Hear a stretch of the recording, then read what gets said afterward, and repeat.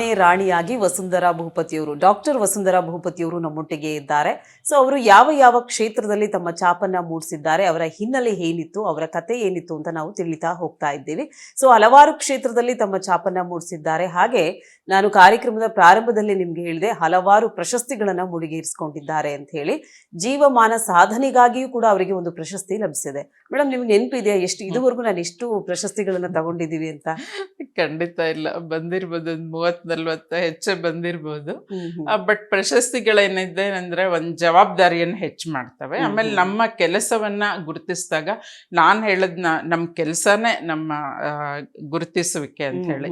ಯಾಕೆಂದ್ರೆ ನಮ್ಮ ಯಾವುದೇ ಆಗ್ಲಿ ಈ ತರ ಯಾರೋ ಒಂದು ಸಂಸ್ಥೆ ಅಥವಾ ಸರ್ಕಾರ ಆಗ್ಲಿ ಗುರುತಿಸಿ ಒಂದು ಅವಾರ್ಡ್ ಕೊಟ್ಟಾಗ ಅದು ಖಂಡಿತ ಸಂತೋಷನೂ ಕೊಡುತ್ತೆ, ಜವಾಬ್ದಾರಿನೂ ಹೆಚ್ಚು ಮಾಡುತ್ತೆ, ಇನ್ನೂ ಹೆಚ್ಚಿನ ಕೆಲಸಕ್ಕೆ ನಮ್ಗೆ ಪ್ರೇರಣೆಯನ್ನ ಕೊಡುತ್ತೆ.